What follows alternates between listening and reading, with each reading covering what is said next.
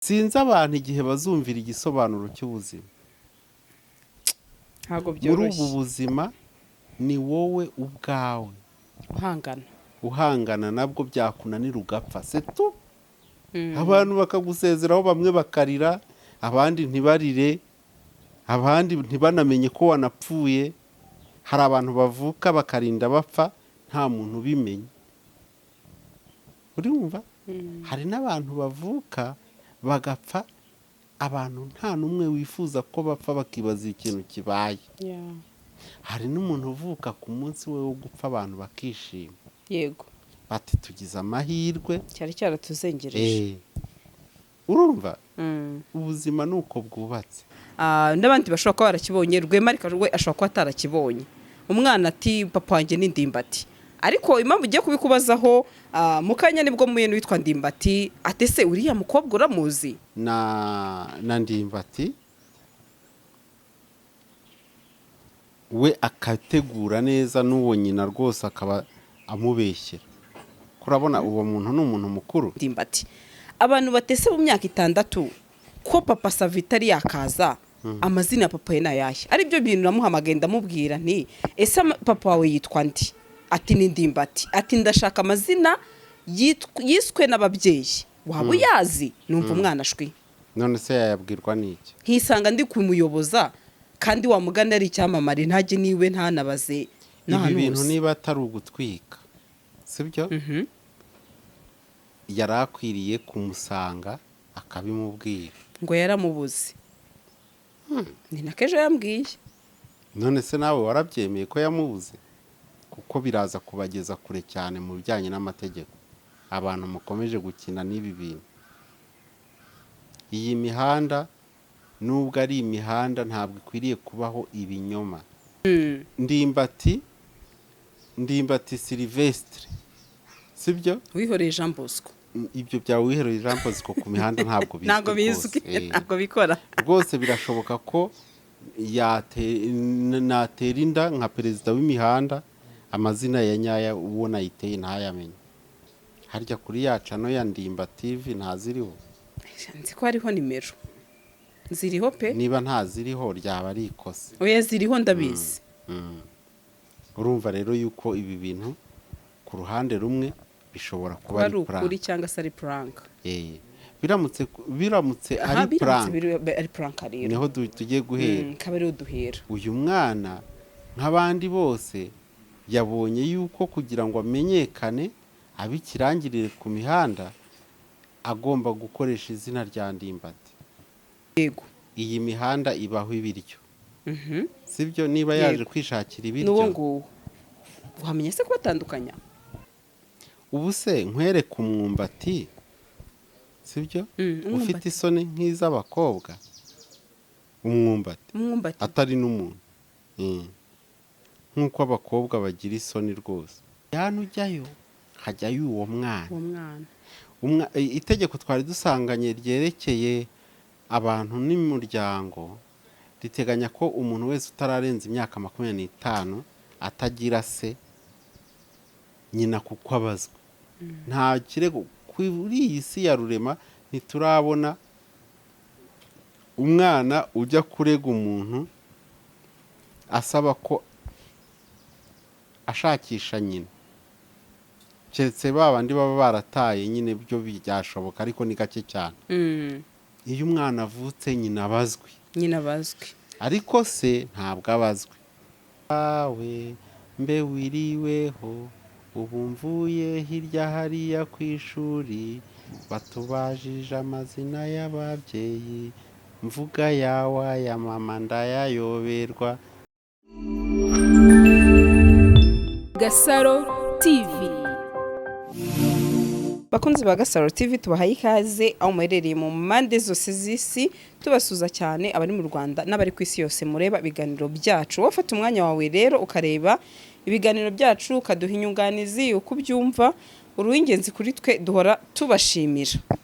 Twakiriye Rwema, tugiye kuganira byinshi bitandukanye, mwarimu namukumbuye ndabizi.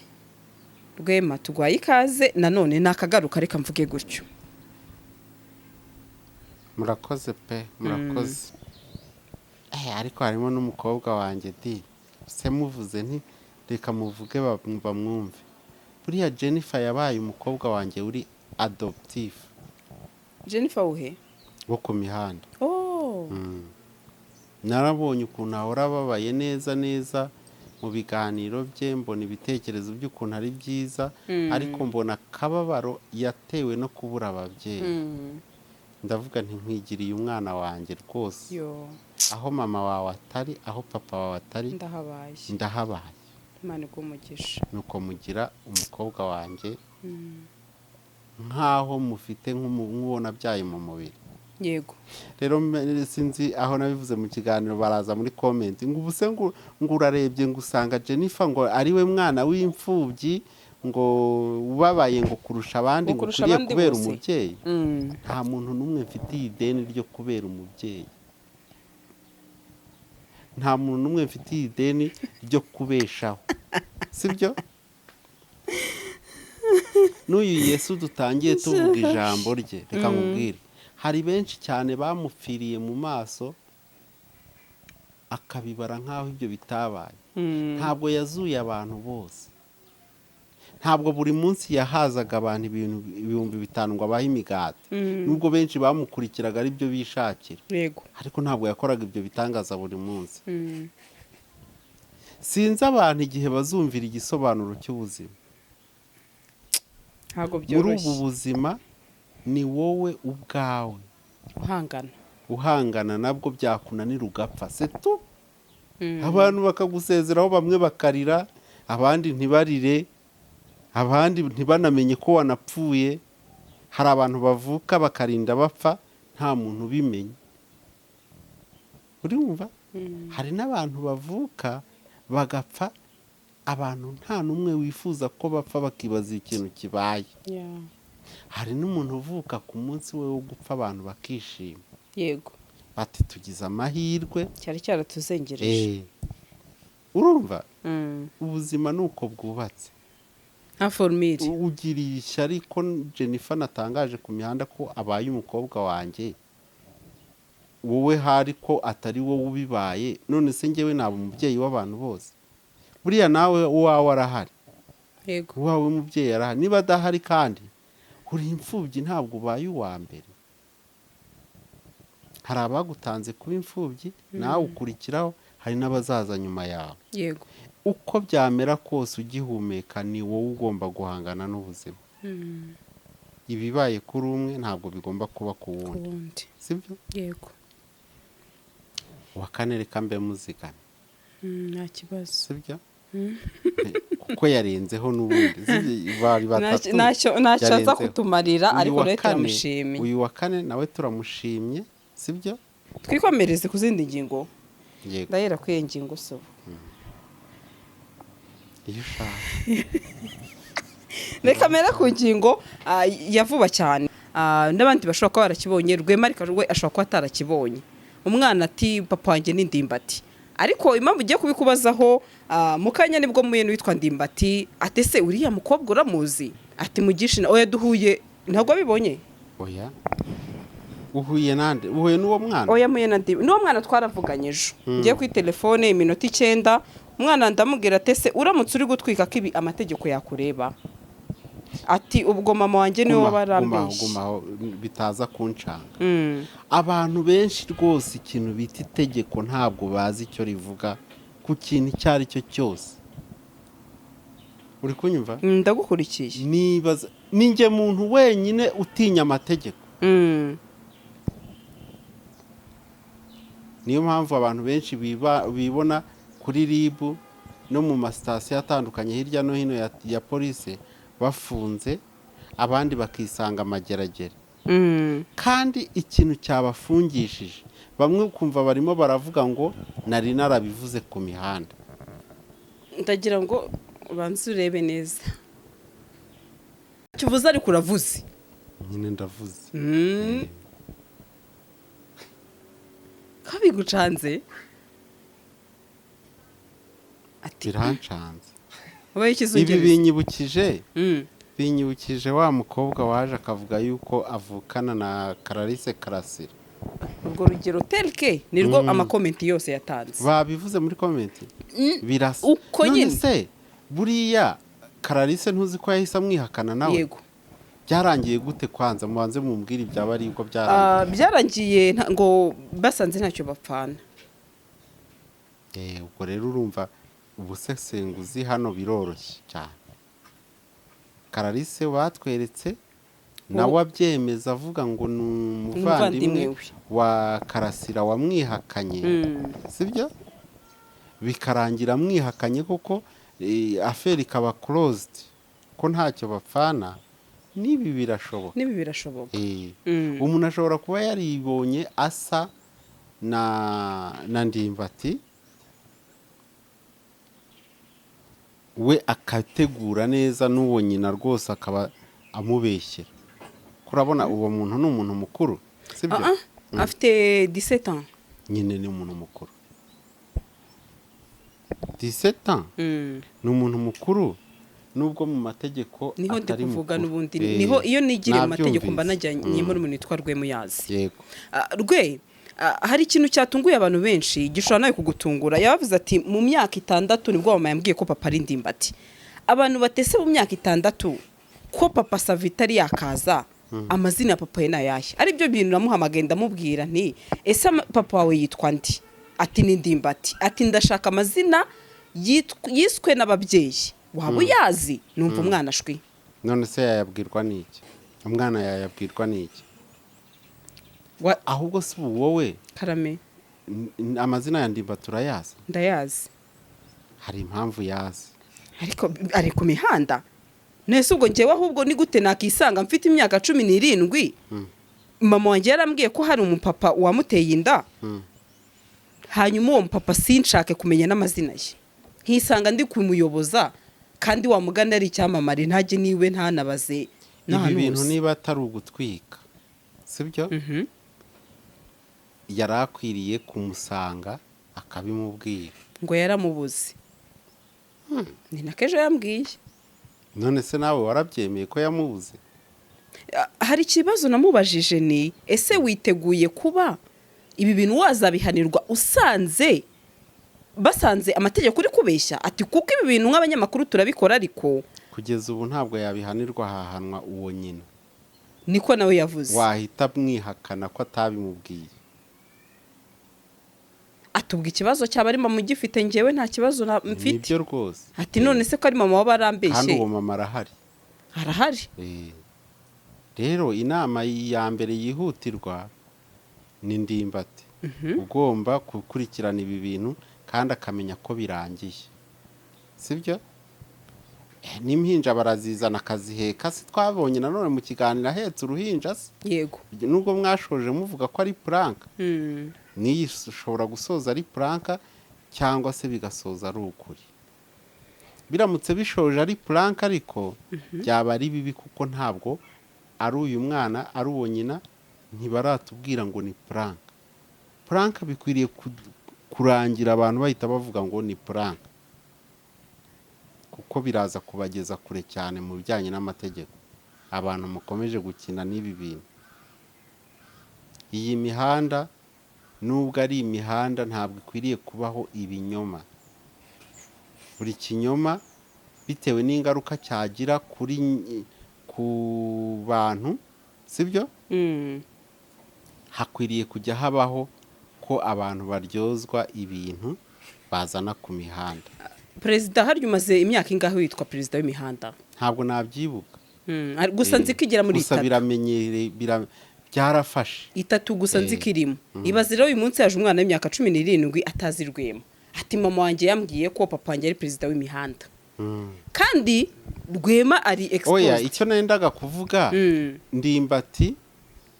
Ndimbati Sylvestre sibyo wihoreye Jean Bosco ibyo byawe wihoreye Jean Bosco ku mihanda ntabwo bizwi ntabwo bikora rwose birashoboka ko natera inda nka perezida w'imihanda amazina ya nyaya ubona yiteye ntayamenye ibyo rwose birashoboka cyane ko umwana avuga ko ngo yahuriye na nyina mu kabari bari kunywa agacupa gusa icyo nenda kuvuga umwana w'imyaka 17 ntabwo icyo gihe bahurira mu kabari banywa agacupa yitwaga Ndimbati. Ntekereza ko izina Ndimbati ari rishyashya. nicyo kibazo abantu bari kwibaza rero kugeza uyu munsi. Izindi comment ati barasa we, ati dore umutwe we, dore imisaya we, ibi ngibi impamvu narebye byo gusa nanjye simbihakanye sibyo, gusa barasa ariko abantu basa nta kintu bapfa. Yego, birashoboka rwose. Hanyuma icyo igikurikira ndumva mukizi mwese ni ugupimisha DNA igihe atsimbaraye akavuga ko atari prank, sibyo? yego. Hanyuma bisanzwe ari byo, sinibaza ikibazo cyaba gihari kindi. Uyu mwana ari kuvuga ati ngenda ndashaka guhura na papa, dore imihangayiko ndimo. Ntibyoroshye se si uguhita muhamagara kandi nimero ze ntiziri ku mihanda bagahura. Ngo yarazibuze, niko ejo yambwiye. Harya kuri ya cano ya Ndimba TV ntaziriho? Nzi ko hariho nimero. Ziriho pe? Niba ntaziriho ryaba ari ikosa. Oya ziriho ndabizi. Urumva rero yuko ibi bintu ku ruhande rumwe bishobora kuba ari prank. Ukuri cyangwa se ari prank. Biramutse ari prank. Ari prank rero. Niho tugiye guhera. Kabari duhera. Uyu mwana nk'abandi bose yabonye yuko kugira ngo amenyekane abikirangirire ku mihanda agomba gukoresha izina rya Ndimbati, sibyo? Twabonye abantu benshi baza ku mihanda bakagira izina buririraho bikemera. Ubu se Joyeuse ntivugiye ko akunda Juno. Wasigaye ahimba indirimbo rwose ikabi ya mbere ku mihanda. Babandi mujya muvuga ngo nabahanzi bemewe bibirangirire bagashya. Bagashya. Imana ifite ukuntu yikorera ibintu byayo. Noneho hari undi wavuze ati ngewe ndi ngo ndi Miss wa fake witwa Darina. Akabikora bigatwika bikemera. Hari undi mwana nabonye wigana Mwanafunzi ahita yiyitana Mwanafunzi biremera. Abantu bahubwo Mwanafunzi wa nyawe arazima. Kuki uyu we abonye isura ye isa na Ndimbati atavuga ko ari umwana we kandi bikemera? Iyi ni case byaba ari prank. Ariko Ndimbati nawe agomba gutera imetero akareba niba nta kintu bimwangirizaho. Umwana ngura no kuriya ntabwo yamwangiriza nk'uko yaba ari uruhinja. Sibyo? Yego. Hanyuma mwe mwaganiriye yamwemeye se? Njye nabimubajije. Ndamubwiye se Ndimbati twabonye umukobwa imihanda avuga ko ari uwawe kandi koko muraza. Atari ko se ubu ko nsa namuzuramuzi uwo basa cyane nawe bivugwa ko ari murumuna we. Byavugwaga mbere ko ku matayito ngo ni murumuna we ariko ntacyo bapfana. Uramuzi? Ati se ko dusa photocopy kandi akaba nta kintu mpfana nawe. Ati ni nk'uko uriya nawe rero yaje ku mihanda avuga ko njyewe nawe dusa ndu papa we. Ati kandi uriya mukobwa rwose nta hantu muzi. Reka nkubwire turicyari kuri side yuko byaba ari prank. Yego. Iyi mihanda ibaho ibiryo. Sibyo? Niba yaje kwishakira ibiryo n'uwo nguwo wamenye se kubatandukanya? None se barabona badasa nyine nanone. Oye n'amasura rwose photocopy. Noneho n'ubwanwa nuko byagenze. Ahubwo iyi foto yishyire muri nuza muri thumbnail abantu barebe. Ahubwo aba basa kurusha noneho wa mukobwa. Aba barasa cyane. Ariko nta sano y'amaraso bafitanye. Ngo ntayo. Ubu se nkwereke umwumbati, sibyo? Ufite isoni nk'iz'abakobwa. Umwumbati atari n'umuntu. Nk'uko abakobwa bagira isoni rwose.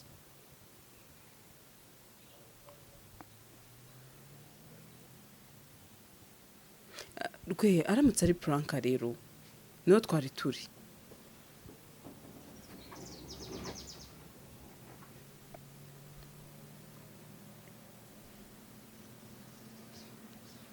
Abantu bati Ndimbati umwana aramutse atari uwawe, ati abantu baba bamaze noneho ati kukwangiriza izina byaba biteye ubwoba, abandi bati gerageza ukoreshe DNA test bigaragare ko uyu mwana nta kintu umupfana.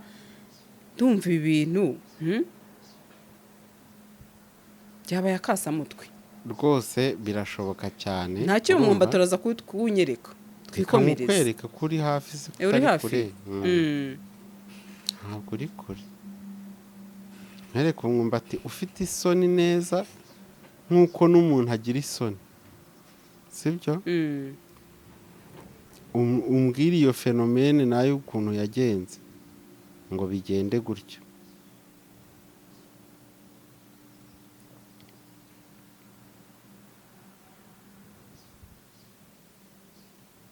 Sha turaza nacyo kureba nyuma. nguyu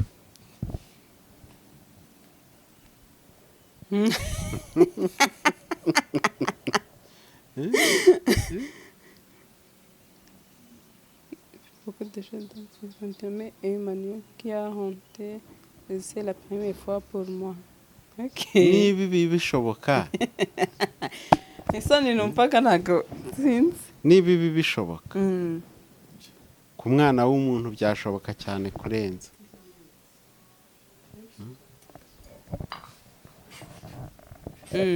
Ku mwana w'umuntu byashoboka cyane kurenza. Yego. Hanyuma ndagira ngo unsobanurire niba bariya basa bose kandi nta sano bafitanye, Barasa cyane. sibyo?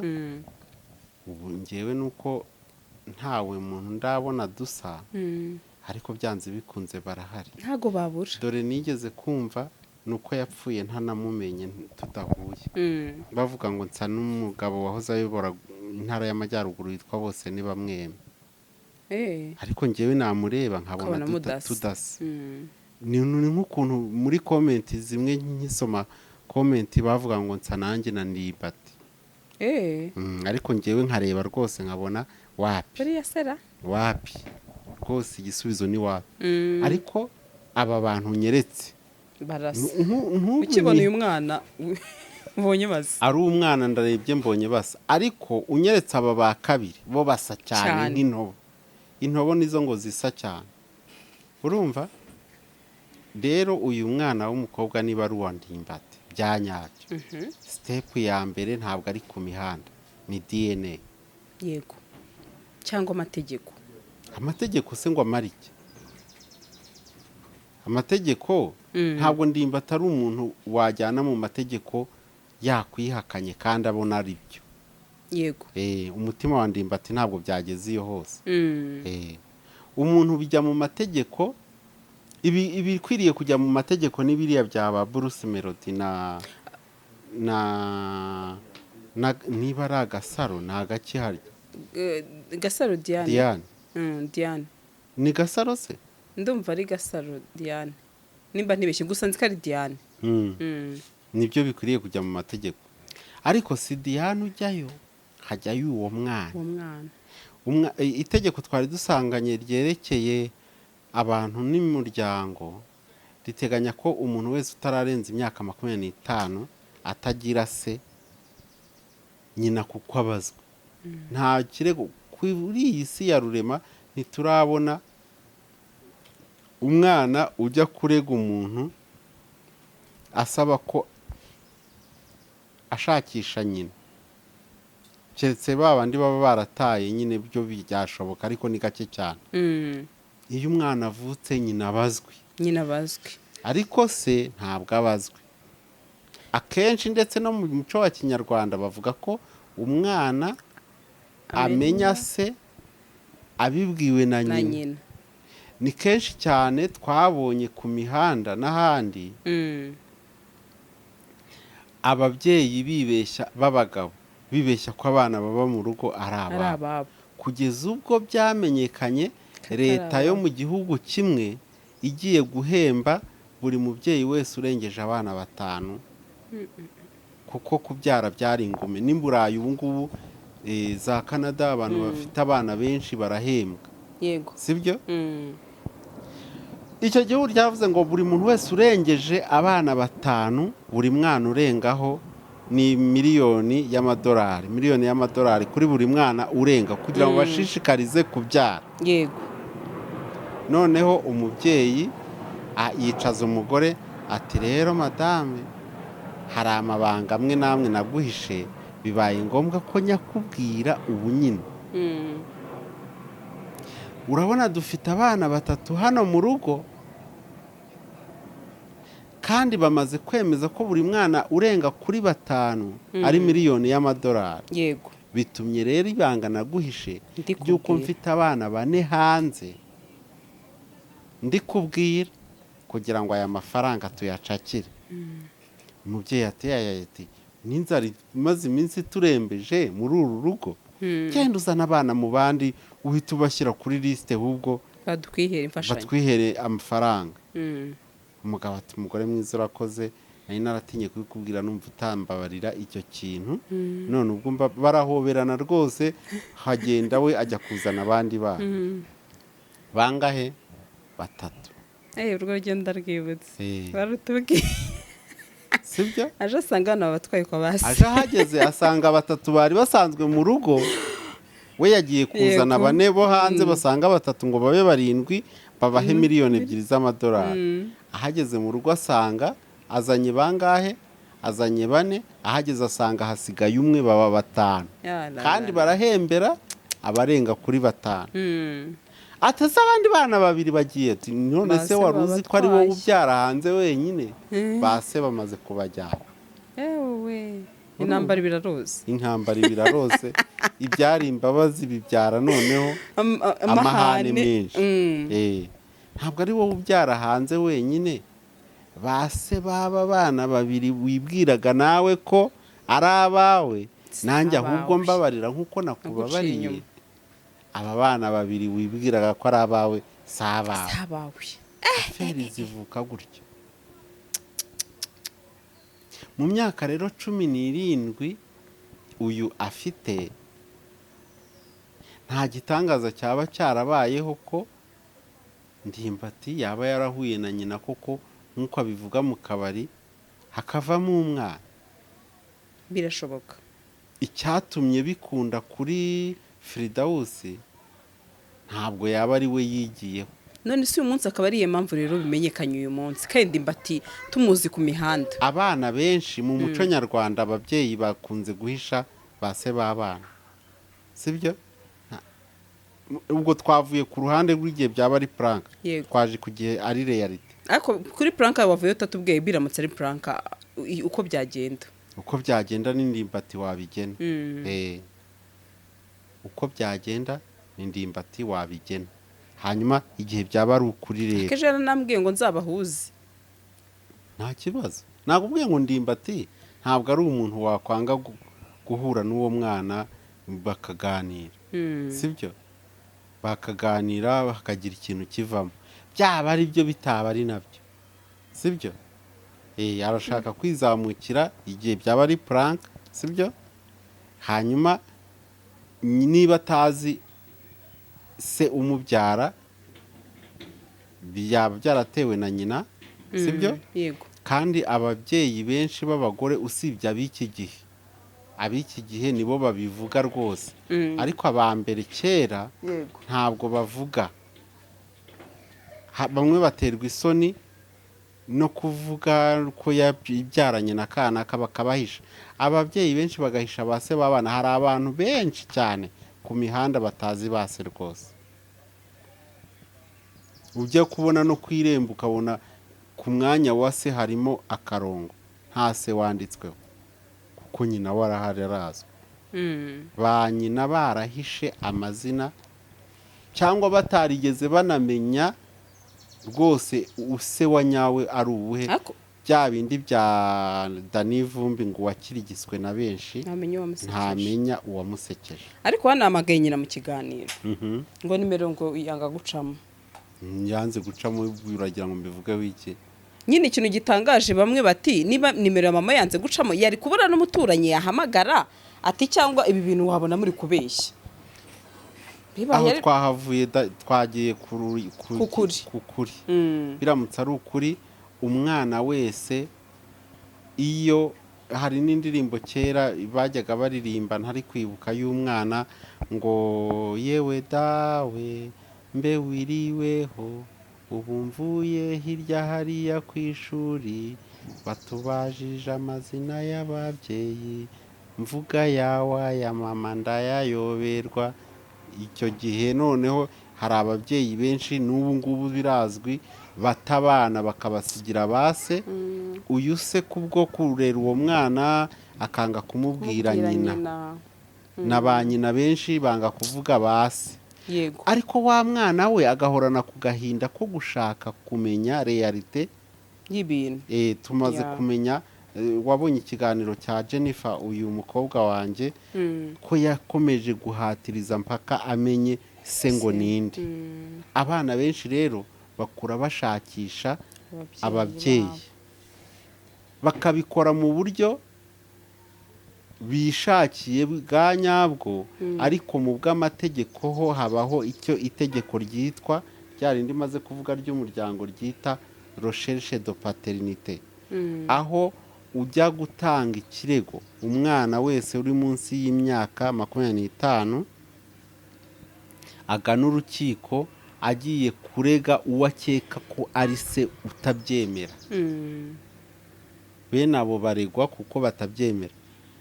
Ikirego ngo cyitwa gute? Recherche de paternité. Ni ikirego kiregwa uwo bakeka ko ari se, urumva? Uwo bivugwa ko ari se ariko wabihakanye, umwana akaba agenda ashaka ko urukiko rwemeza ko uyu ubihakana ari se, kandi akamwandikwaho mu bitabo by'irangamimerere. Ni ibintu by'igisebo rwose biteye n'isoni kubona umuntu mu bitabo by'irangamimerere ku izina rya se bashyiraho akanyerezo, kandi ntabwo umuntu avuka ku giti, sibyo? Yego. Abana benshi rero ubwo bari bubyumvireho, n'abakuze batararenza ya myaka 25 tuvuze, urumva? Bahite bamenya icyo itegeko riteganya. Urega uwo nguwo utekereza ko ari wo so mu rukiko, ubusumurizo ugasanga atari we. ngiye kuhagera. Urukiko rugakurikirana icyo kibazo rukamutumiza, we aza bihakana rwose nyine nk'uko abihakana. Hanyuma hagendewe ku bimenyetso urukiko narwo rukabihakana cyangwa rukabyemeza. Noneho rero ubu kubihakana ntabwo bigikomeye bitewe na DNA test ibiri ngombwa gukorwa. Iyi bimenyetso rero bya DNA no muri iyi case biramutse atari prank bazayikora, birumvikana, bitewe na ndimbati niba abona biri kumugiraho ingaruka. Kandi iyo umuntu yatangiye kukurega ingaruka ziba ari izihe? Hari ukwandikwa kuri uwo witwa so, bityo ukagenerwa n'ibyo umwana wese ahabwa n'umubyeyi, sibyo? Ngo abenshi baba bashaka imitungo. Nkuriya Diane icyo ashaka ni amafaranga. None se ku mihanda ayobewe yuko tuzi urera umwana kugeza kuri iyi myaka 9 uwo ari we? Kuki se yasabye indezo? Urumva Bruce Melody azaburana ahakana indezo avuga yuko atari we uri kurera, sibyo? Yego. Wa mugani wa Rwema ati kenshi baba iki kirego kiba kigamije imitungo, ariko nanone n'uburenganzira bw'umwana, cyane ko akora n'akazi ko mu rugo. Wabona wenda niba ibyo avuga ari byo koko, anagamije ati wenda yankora muri aka kazi nanjye nkaba umuntu, bibaye ko kari ibyo, ariko niho turi kuvuga. Yego. Ntabwo turi kubihamya. Hanyuma iyo muvuze ngo umuntu w'imyaka 17 akora akazi ko mu rugo, tayari ngewe mu itegeko mwashirishijemo shebuja cyangwa nyirabuja. Itegeko rihana umuntu wese ukoresha. Njye amakuru numvise ni uko nyirabuja ahubwo ari we wamuhaye uburenganzira bwo gukora ibyo, ariko kubishyira ku mihanda. Yego. Ariko akirengagiza ko mbabwira yuko abantu bose batazi ingaruka mu mategeko ya buri gikorwa bakora, ya buri jambo ryose bavuga. Wowe uri gukoresha umwana utujuje imyaka, urangije umushyize ku mihanda. Nanjye icyo kintu nicyo navuzeho nijoro. Ujya wibuka Joyeuse icyo namuvuzeho nawe, ari umwana ataragira imyaka y'ubukure, hanyuma mukaza mukantera amabuye, n'uyu murantera amabuye, uyu nyirabuja cyangwa shebuja tayari itegeko riramureba ko akoresha umuntu riyanda age. Uzatubwira kugeza ryari? Nzageza ryari? Ribu nihagera ati tuje kureba wa mwana ukora hano, atangira avuge ngo ntabwo ngo ari umwana, ngo irangamuntu irihe 17 16. Umwana w'imyaka 16 na 17 yemerewe gukora, ariko kuri kondisiyo, hari kondisiyo. Ntabwo banki ntiyamuha inguzanyo, konte se yo yayimuha. Mbere y'inguzanyo konte yo yayibona, keretse iyo konte ijerwa n'undi muntu wujuje imyaka. Impamvu rwose konte abantu ba 16 baba bafite irangamuntu nibyo, ariko akaba atafungura konte kuri banki. Yego, nuko mu mategeko bitemewe, nta yindi mpamvu. Rwema arabisobanuye. Wa mugani ibingibi byose ndumva twanakivaho. Nindimba tufite wa mugani urufunguzo, nimba ko kari byo afite icyo yabikora, nagenzura arebe ko ari ukuri, hanyuma bumvikana ibikurikira. Yego, niba atari nabyo kandi wa mugani we wazakora igishoboka, cyane ko yavuze ati umwana ntabwo yaba victim, atahubwo wamukoresheje nkuko wabivuze, ati niwe waba ikibazo, ati cyane ko burya abanyamakuru kuki muba mutanahamagaye umuntu. Hanyuma icyo nshaka kwibwirira leta, yego, leta ikwiriye kureba ikindi yakora kugira ngo abaturage bayizere, kuko bizera ubutabera bwo ku mihanda. Hakaba hariho risike y'uko abantu bazajya banzanira ibibazo ku mihanda bataye inzira y'ubutabera y'amategeko yemewe. Ufite akazi ufite akazi pe kenshi cyane, sinzi uko iyi mihanda yawe uzayigenza. Ni gute nawe ndebera? Oya, noneho n'abaturage gusa. Ni gute wisanga uri kubazwa ibi? Buretse reba ikibazo cya Bruce Melody. Tayari batangiye inzira y'ubutabera, avoka yanditse ibaruwa itaranagera mu rukiko, ni njye uyifite ku mihanda. Kuko ni njye uzaca urubanza. Biragoye. Ni ukuvuga ngo tandanse y'abaturage bari kugirira icyizere imihanda kurusha ubutabera nyabwo. Haba ari ikibazo gikomeye rero. Ibi bintu nibikura bigakura. Leta ikwiriye kugira ikintu ikora, hagatangwa inyigisho cyane iyo mu midugudu aho tuba, abantu bakakura, kuva ari abana bagakura bazi inzego, bakamenya gutandukanya buri kibazo urwego kireba. Kumva ngo birababaje kubona umupasiteri wa wundi harya twabivuzeho na King James agira ikibazo nka kiriya akajya kuri ribu. Ni ibintu bibabaje cyane. None se niba agiye kuri ribu abana bazajya? Aba batarakura urumva bazakura bazi yuko buri kibazo cyose kibaye ari ukujya kuri ribu.